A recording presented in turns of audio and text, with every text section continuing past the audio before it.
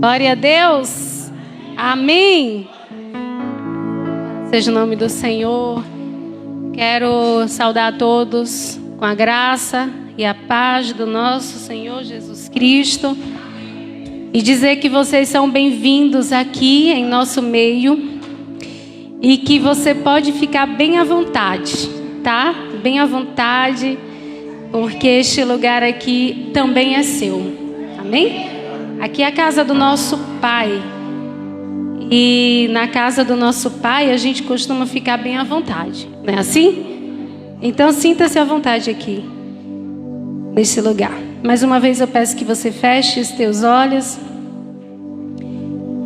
E vamos nos preparar para receber a tão doce e linda presença, poderosa presença do nosso Deus. Que nós precisamos muito dele. Eu preciso dele. Eu creio que você também precisa. Por isso você veio.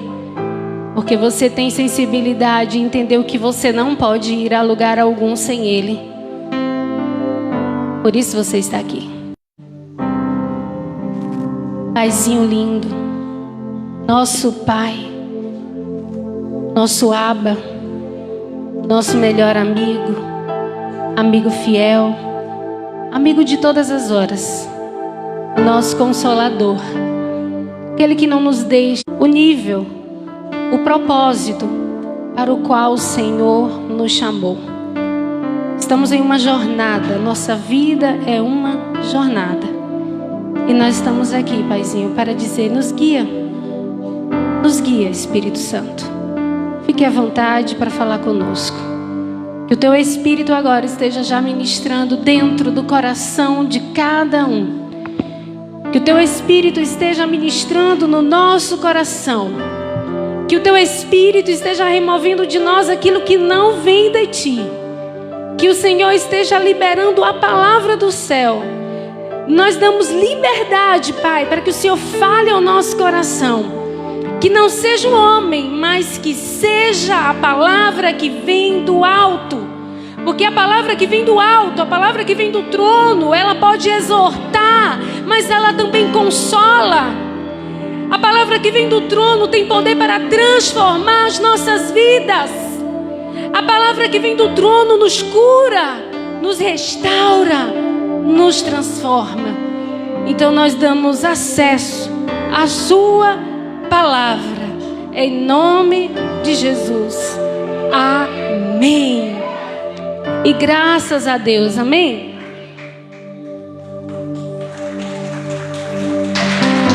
Glória a Deus. Queridos, hoje foi muito interessante. Estava fazendo uma visita e logo depois da visita, eu fui para a visita com uma mensagem no meu coração. E logo quando estava lá, que eu retorno para casa, sentada no banco do carro ali com meu esposo, ele nem sabe, mas o Senhor me deu uma mensagem simples, mas tão rápida e tão curta. E eu disse, Deus, não tem nada a ver com o que nós estávamos falando agora há pouco.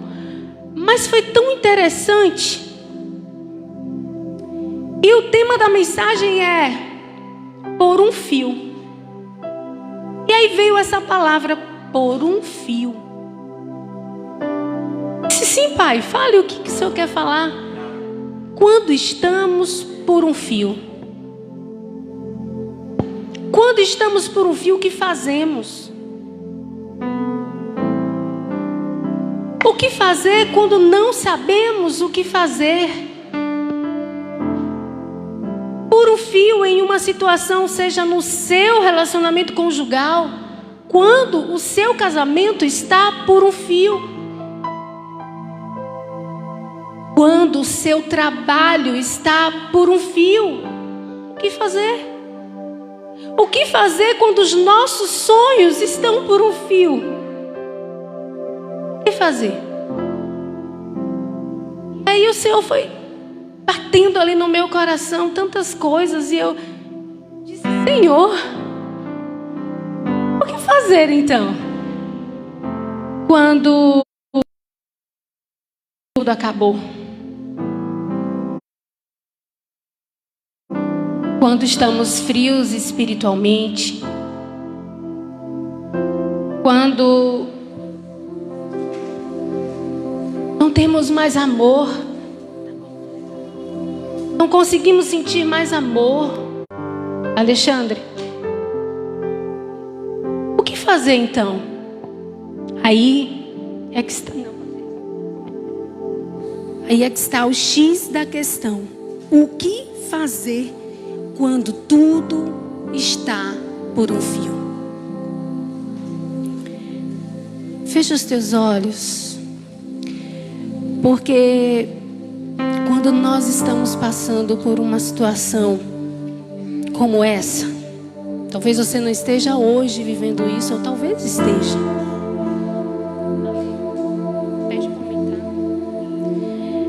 Ou talvez esteja.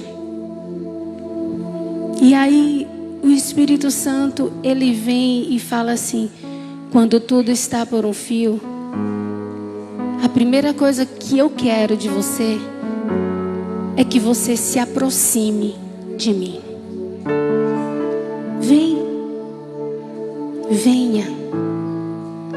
Venha assim como você está.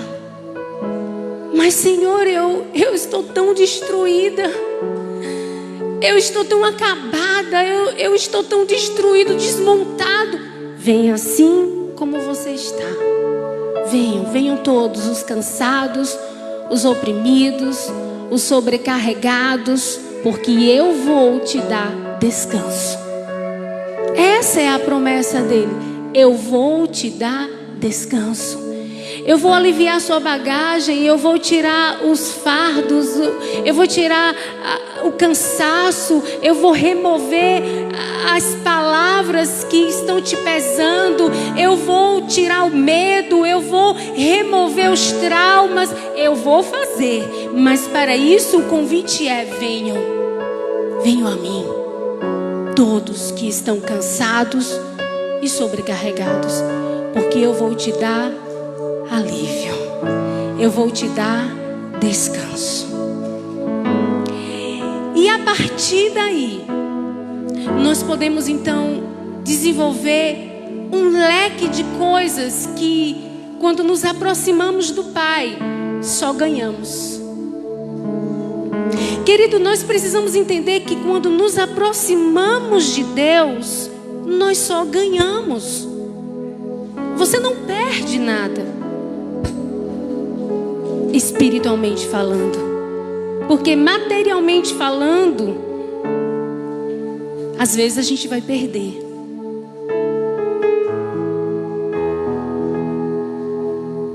Em se tratar de amizades, também às vezes vamos perder. Mas a matemática de Deus, ela é tão diferente da matemática real. Porque a matemática real, 2 mais 2, são 4. Mas para Deus, 2 mais 2 pode ser 3. 2 mais 2 pode ser 5. 2 mais 2, na matemática de Deus, vai estar justamente dentro da vontade dEle. E às vezes Ele vai tirar algo de você. Quantos estão entendendo? Às vezes Ele vai remover algo de você. E não vai ser 4.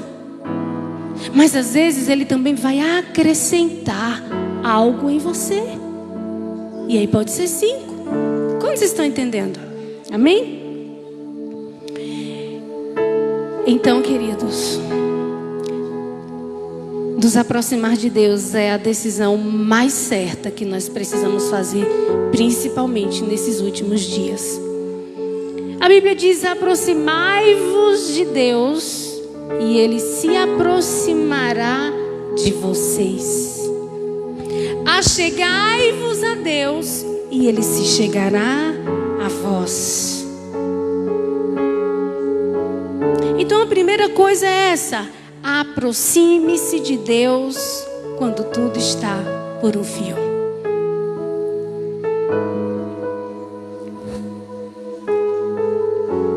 Se você parar para avaliar, essa será a atitude mais certeira da sua vida. Porque quando tudo está por um fio, a gente tem a tendência de jogar tudo para o alto. Só eu sou assim? Ou mais alguém nessa noite? Pode ser sincero? Eu vou jogar tudo para o alto. Eu vou chutar o pau da barraca.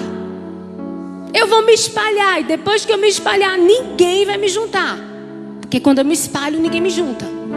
Quem já falou isso? Se eu me espalhar aqui. Se eu me espalhar, não vai encontrar nada de mim. Né? A gente fica doido. Vamos saber quem eu sou. Quando tudo está por um fio, vai se revelar o que realmente está dentro de nós. E a boca fala o que está cheio o nosso coração. É fácil dizer que eu adoro a Deus. É fácil dizer que eu amo a Deus. É fácil dizer que, que coisa mais linda. Eu vou para a igreja e adoro e tudo é tão lindo, maravilhoso. Fulano é maravilhoso. Com fulano de tal. Pastor. Mas quando pisa no calo... pisou no meu calo, agora o negócio pegou. Quando tudo está por um fio, hein? Quando o negócio começa a apertar no nosso sapato, o que é que acontece? Pera aí. Olha, neguinho vai ver. Quando tudo está por um fio, quem é você? Você continua sendo discípulo, discípula? Um homem cheio do Espírito Santo, uma mulher controlada pelo Espírito Santo, uma mulher que recebe a presença de Deus e guarda essa presença no seu lar. Quem você é quando tudo está por um fio? Quem eu sou? Quem eu sou? Eu, Ingrid Mabel. Quem eu sou quando tudo está por um fio? Então a gente precisa se aproximar dele. Outra coisa que a gente precisa entender, que quando tudo está por um fio, a nossa melhor decisão após nos aproximarmos a Ele é orar, é falar com Ele. Não é apenas eu me aproximo e fico parado. Eu vou orar.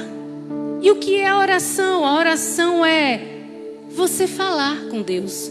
É falar, orar é falar. Oração é você conversar, é dialogar. A oração é você poder entender que por meio desse canal maravilhoso que te leva e conecta a Deus, que leva você e conecta à vontade de Deus, e por meio dessa chave poderosa, você vai obter as vitórias na sua vida. Passareis a orar a mim, passareis a orar a mim, passareis a orar a mim, e eu os ouvirei. Então nós precisamos orar, precisamos falar, calar as vozes que estão ao nosso redor, e que muitas são essas vozes que muitas vezes tentam sobrepujar a voz mais importante da nossa vida, que é a voz de Deus.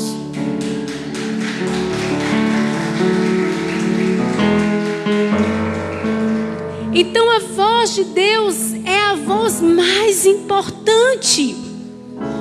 E é a ela que nós devemos dar prioridade, colocar como primeiro em nossa vida. Então eu estou por um fio. O que é que eu vou ouvir? Eu vou ouvir a minha alma? Eu vou ouvir os meus sentimentos? Eu vou ser guiado e inclinado pelas minhas emoções? Não. Eu vou para Deus. Eu vou para o Pai. Eu vou buscar saber qual é a vontade dEle. Porque a Bíblia diz que Ele tem uma vontade boa, perfeita e agradável. E eu quero essa vontade dEle na minha vida. Porque a minha vontade é chutar o pau da barraca, é acabar com o relacionamento, é não aceitar que alguém me traia ou fale mal de mim ou pise no meu calo, eu não vou perdoar. É não dar a segunda chance, mas a vontade de Deus é fazer justamente o contrário daquilo que a minha alma, que os meus sentimentos querem fazer.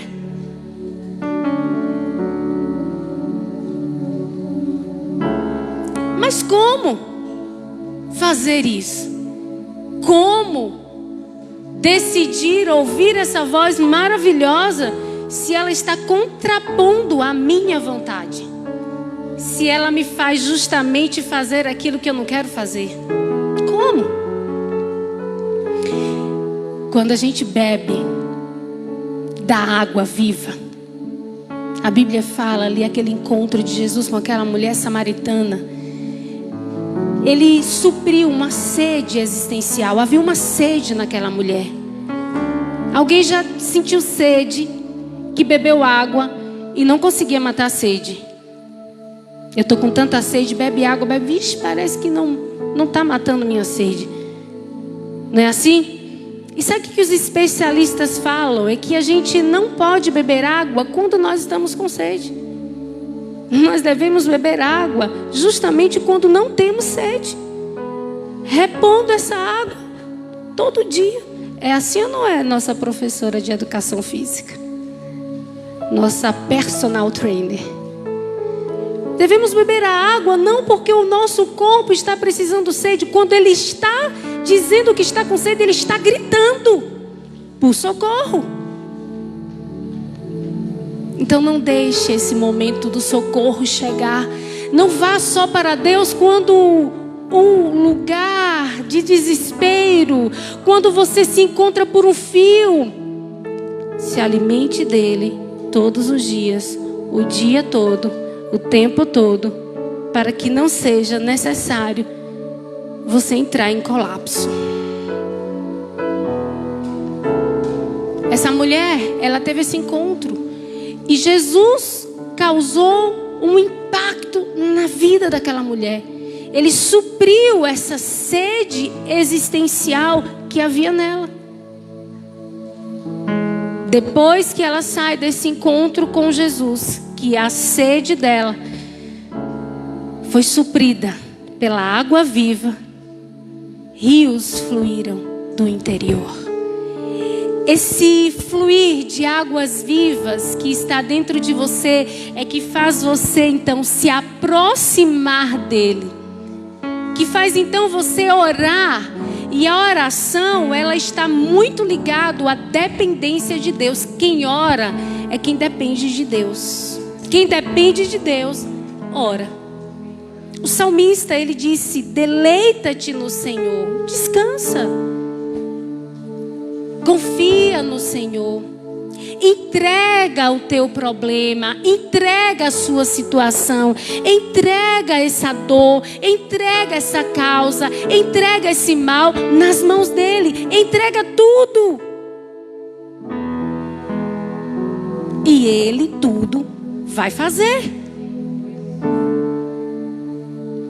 Então a gente vai para Deus, se aproxima dele. Aí vieram essas 4 palavras: por um fio. E eu disse: mas o que então temos que fazer? Se aproxime, ore, fale comigo, entregue tudo, coloca tudo diante de mim, tudo diante da minha presença. E quando você for orar, você fecha a porta do teu quarto, ore em secreto, que o teu pai que te vê em secreto, ele vai te recompensar. Então quando está tudo por um fio, eu vou fechar a porta do meu quarto. Mas está tudo por um fio, eu estou no meu trabalho, pastor, eu não estou no meu quarto. Fecha a porta do teu quarto. Como figura de linguagem, você vai fechar a porta ali, ó, do teu coração. Você vai ali naquele mesmo, no lugar onde tem uma multidão, você vai se trancar ali, interiorizando, sabendo que Ele está com você. Ele está com você. É promessa: eu vou estar com você até a consumação do século. Onde você estiver, Ele vai estar com você. Eu não vou te deixar, eu não vou te abandonar. Mesmo que te abandonem, mesmo que te larguem, que te deixem, a promessa do Senhor é: eu não vou te abandonar. Meu marido saiu de casa, a promessa do Senhor é: eu não vou te deixar. Ah, eu fui repudiado, repudiada, abandonado, traído. Eu não vou te deixar. Ah, ninguém mais acredita em mim. Eu fui demitido do meu trabalho, tudo acabou. Ele disse: eu não vou te deixar. É promessa. Então eu me aproximo, eu oro, e é necessário que eu creia. E quando se fala de crer, se fala de fé. A gente falou aqui na semana, foi no domingo, nós falamos que a fé antecede o milagre. A gente falou que a obediência antecede a bênção. Quantos estão entendendo? Amém? Então a oração é a arma mais poderosa e nós também precisamos, por meio dessa oração, que nos aproximamos dele, nos alimentamos dele, precisamos crer. Crer que ele existe e que se torna galardoador daqueles que o amam e o buscam. O que é galardoador? Aquele que dá, abençoador. Ele coloca sobre você a mão dele e te abençoa. A bênção de Deus, ela enriquece e não acrescenta dores. Quantos estão entendendo? A bênção de Deus te enriquece, não te acrescenta dor. Abram comigo em Marcos 9:23.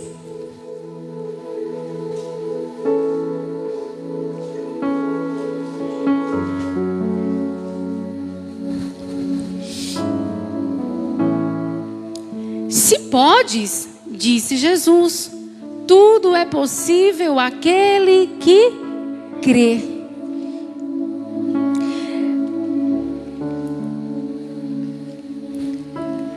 Quando chegaram,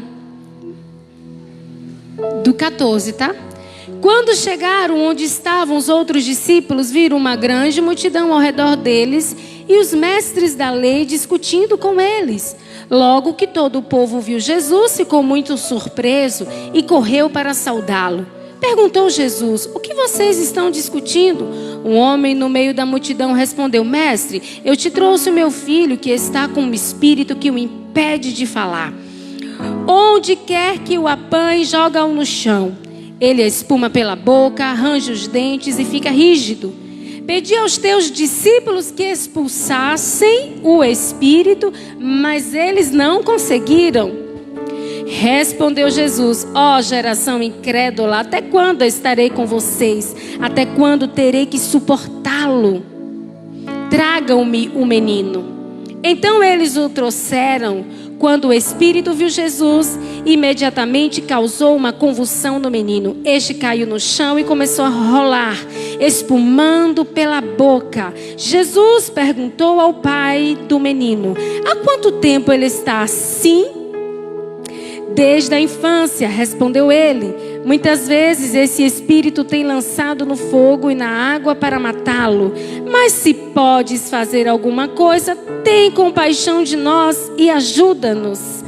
Se podes, disse Jesus, tudo é possível àquele que crê. Aqui o Senhor está trazendo para mim e para você e para aquele pai daquele menino a responsabilidade de crer. Quando Jesus conversa com ele, Jesus pergunta: desde quando ele está assim? Você acha que Jesus não sabia? Sabia. Mas Jesus sempre fazia isso, fazia com que as pessoas falassem para que ela também tivesse a consciência do que estava acontecendo, para que elas tivessem também a consciência do milagre, para que elas pudessem entender o poder que ele tem de fazer, de transformar, de causar coisas lindas na vida de alguém, de transformar água em vinho. Tudo ele fazia. Você quer? E você crê? Ele sempre estava levando as pessoas a esse entendimento. É possível sim para aquele que crê. Qual é hoje o problema que você poderá estar entregando a Deus? talvez seja impossível aos olhos humanos, aos olhos do homem. Talvez seja impossível. Talvez seja impossível para você. Mas para Deus nada é impossível. Tudo é possível para aquele que crê. Sua fé te conecta com o milagre. Posso lhe dizer uma coisa: a sua fé, querido, ela é a maior responsável para o teu milagre. Sua fé te conecta ao seu milagre. Então, queridos, abram comigo também Mateus 8, 23.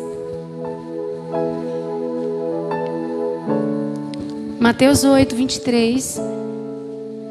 Entrando ele no barco, seus discípulos o seguiram. Segue. De repente, uma violenta tempestade abateu-se sobre o mar, de forma que as ondas inundavam o barco. Jesus, porém, dormia. Os discípulos foram acordá-lo, clamando: Senhor, salva-nos, nós vamos morrer. Ele perguntou: por que vocês estão com tanto medo, homens de pequena fé? Então ele se levantou e repreendeu os ventos, e o mar fez-se completamente bonança. Por que você está com medo? E quando tudo está por um fio, e quando o medo vem, e quando a tempestade se levanta, o que você deve fazer? Homens de pequena fé, coragem. Tenha fé. Levanta. Confia. Acredita. Deus sempre tem uma resposta para você. Ele é a resposta. Mateus 14, 22. Aqui ele acalmou a tempestade. Estava lá aquela tempestade causando com Jesus, e que tinha acabado de estar com ele. Jesus só foi dormir, tirar um soninho, descansar um pouco. Eles passavam o dia todo indo para os lugares. Eles dormiam um pouco. Alguns relatos falam que eles dormiam apenas. Chama você a acreditar. Por mais que o que você vê, por mais a situação que você vê hoje, caótica, tenha fé. Acredita. Quando teve um tempo desse aí, eu estava passando por um deserto, por uma situação de sequidão, tristeza. E algumas pessoas que sabiam do que estava acontecendo comigo perguntavam: e aí, como você está? E eu dizia: um dia de cada vez. Um dia de cada vez. Eu sei que tudo vai passar. Eu sei. Está doendo. Não é fácil. Mas é um dia de cada vez. Eu sei que eu vou precisar aprender nesse processo. Eu sei que quem vive processo, que entende o processo, vive o milagre. Mas se eu fugir do processo, se eu tentar enganar a mim mesma e não cumprir o processo, eu não vou cumprir o propósito. Se eu não viver o processo, eu não cumpro o propósito. E quantas pessoas encerram um ciclo na sua vida sem ter tido direção de Deus para encerrar? Fecha um ciclo e não quis viver o processo e se adiantou, achando que é dessa forma que vem o milagre. Pelo menos eu não estou sofrendo mais. Quantas pessoas se adiantam? Tem promessa de Deus. Olha, Deus tem promessa na sua vida. Literalmente falando, olha, Deus vai fazer algo lindo na sua vida. E às vezes a pessoa entra num estado de loucura, de devaneio, de olha, eu vou fazer com as minhas mãos, porque o negócio está demorando. Então eu vou dar um jeito. Eu vou fazer com as minhas mãos. Não viveu o processo, quer cumprir o propósito. Viva o processo, por mais que ele doa, é um dia de cada vez, querido. Viva o processo. E no deserto, e na dor, e naquele momento que você pensa que você está só, Deus está te ensinando sempre alguma coisa. Deus está te ensinando a ser forte. Deus também está te ensinando a ser leve. Deus está te ensinando a você ser conduzido por Ele no meio da dor, no meio da dificuldade, no meio do deserto, no meio da luta. Deus está te ensinando. Deus está te forjando. Deus também, por que não, está retirando coisas da sua vida que não podem estar. Por que não?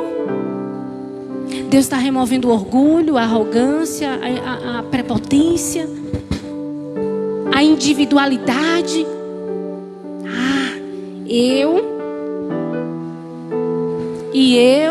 e só eu, primeiro eu, depois eu, e depois de mim sou eu. Deus removendo a meninice, a criancice, o jardim de infância, que às vezes a gente quer ficar lá no jardim de infância, me dê pirulito, tá tão gostoso, né? Tem sorvete? Me dá também um chiclete. Jardim de infância. Deus está nos levando muitas vezes para o deserto, para nos mostrar lá no deserto que Ele é Deus, para mostrar lá no deserto que Ele não vai te abandonar, para mostrar lá no deserto que Ele não vai deixar de suprir as tuas necessidades, para mostrar que lá no deserto tem pão, tem roupa, tem comida, para mostrar que no deserto basta o seu próprio dia. Então, nós precisamos crer que Ele está conosco, que Ele está nos guiando. Em Mateus 14, 22, logo em seguida, Jesus insistiu com os discípulos para que entrassem no barco e fossem adiante dele para o outro lado, enquanto ele despedia a multidão. Tendo despedido a multidão, subiu sozinho ao monte para orar. Ao anoitecer, ele estava ali sozinho. Jesus sentindo necessidade também de estar só com Deus. Jesus era Deus, e por que Jesus tinha necessidade de falar com Deus? Jesus, homem, sentiu a necessidade de estar sozinho com o Pai, de colocar para o Pai tudo aquilo que estava por vir. Quando ele estava ali no Getsemane, quando ele apresenta a sua dor, quando ele sentiu medo, quando ele chorou, ali ele estava mostrando a humanidade dele. Ele estava se igualando a mim e se igualando a você. Ele estava fazendo com que hoje nós pudéssemos ver que ele também sofreu. E que ele não engoliu suas lágrimas. Ele chorou. Quantas pessoas chegam para você e dizem: você não tem fé? Você é fracote? Ei, que coisa... Como é que pode? Tudo você diz: estou na luta, estou passando pela prova. Não entende a sua dor. Nessa hora é bom até a gente se calar, não é? A sabedoria também está no silêncio, principalmente no silêncio. Então Jesus vai e chora. Jesus fala para ele, para o Pai: afasta de mim, eu não vou suportar. O que vem é muito forte para mim. Afasta de mim esse cálice, Pai. Aba, Paizinho, afasta. Mas se não é possível, faça a tua vontade e não a minha.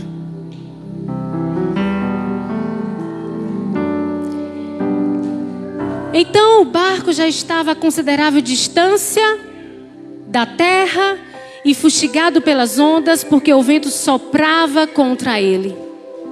Quantas vezes o vento está soprando contra as nossas vidas? Quantas vezes o vento sopra contra os nossos problemas? Quantas vezes o vento sopra contra a nossa casa, a nossa família, os nossos sonhos? Quantas vezes o vento está soprando contra você, seu casamento?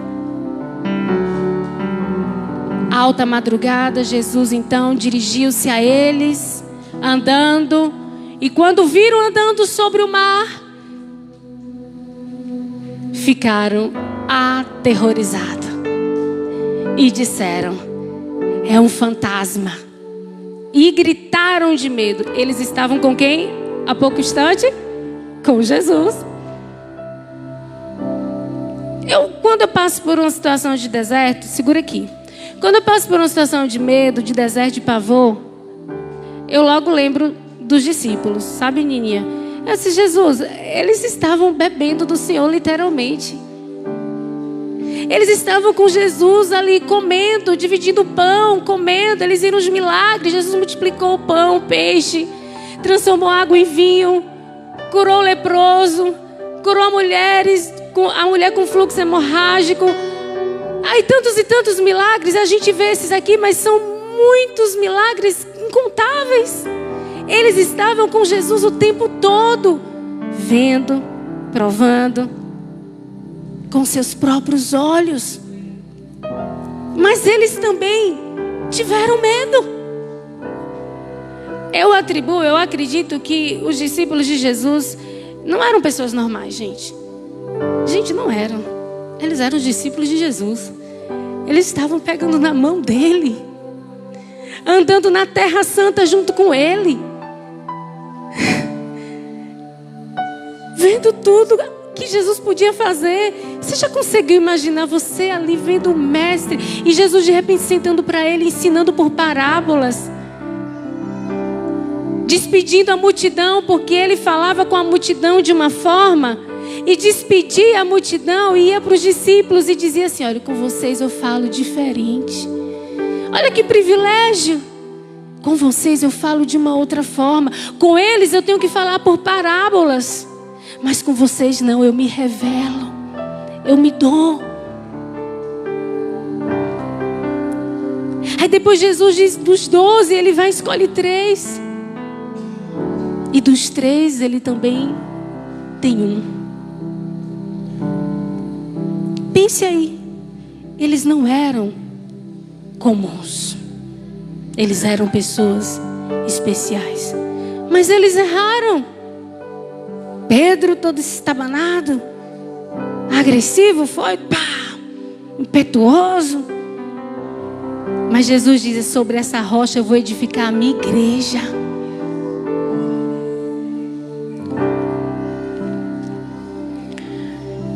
Então, querido, Jesus imediatamente lhes disse: coragem, sou eu. Não tenham medo. Senhor, disse Pedro, se és tu, olha só, estava com ele, ele ainda disse: se és tu, manda-me ir ao teu encontro por sobre as águas. Venha, respondeu ele.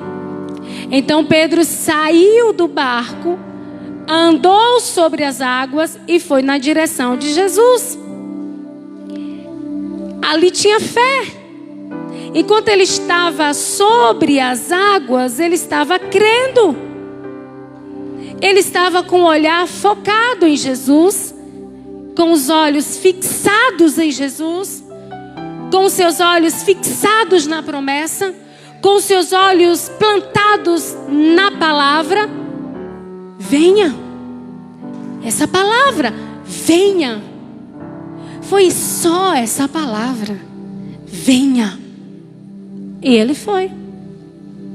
Você já imaginou isso? E ele andou sobre as águas. Sabe, Jesus está nos chamando hoje, querido. Venha. Não importa o que você está passando, venha. Não importa o tamanho do problema, venha. Também não precisa vir pela dor, venha pelo amor, venha. Debaixo dessa palavra o Senhor diz: venha. Então Pedro vai, passa, anda, e de repente repara no vento. Ele deixa de olhar para Jesus e olha para o problema. Ele deixa de olhar para Jesus e olha para a dificuldade. Deixa de olhar para Jesus, o que Jesus fez na sua vida lá atrás, e começa a olhar para o problema hoje.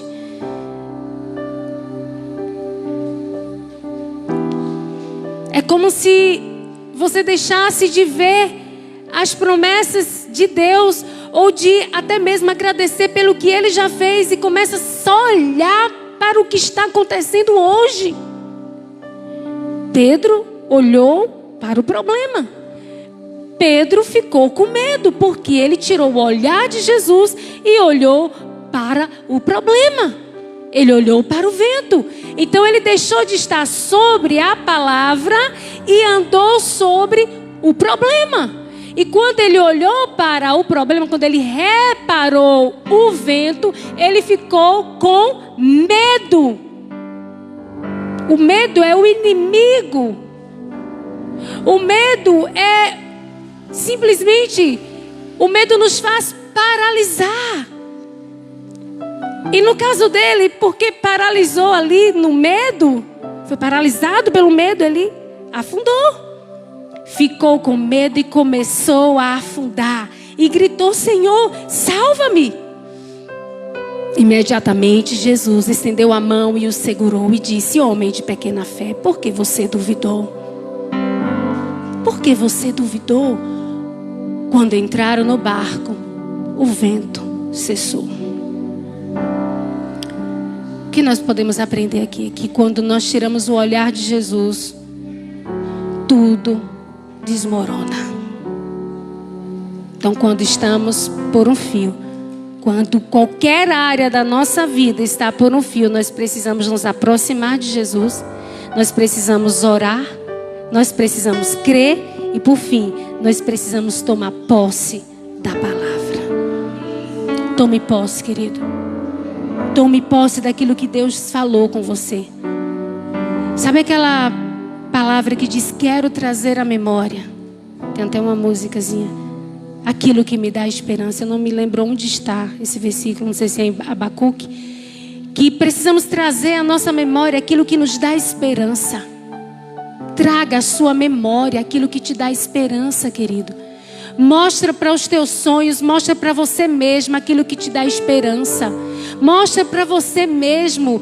Você não está plantado sobre o problema. Sua casa não está plantada sobre o vento. Sua casa não está plantada sobre a tempestade. Sua casa, ela está fundamentada sobre a rocha. Lembra isso, lembra para sua casa, lembra para sua família, lembra para você mesmo. Eu estou fundamentada sobre a rocha. Eu e minha casa serviremos ao Senhor. A minha vida é do Senhor. Eu estou plantada sobre a rocha. Eu estou plantado sobre a rocha, que é Jesus.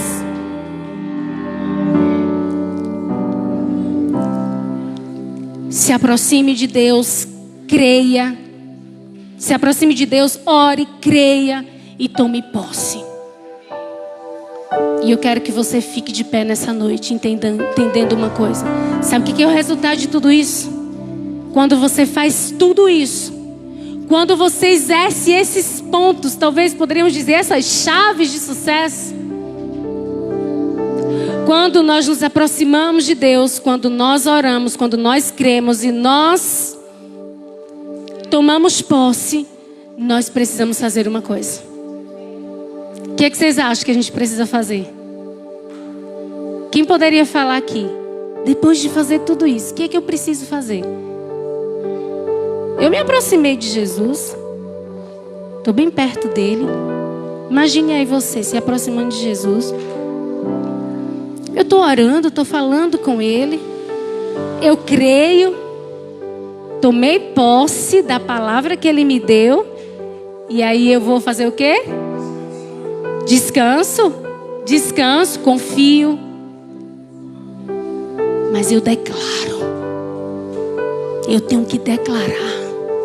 Eu vou declarar a promessa. Eu vou declarar a palavra. Eu vou declarar que eu posso todas as coisas em Cristo que me fortalece.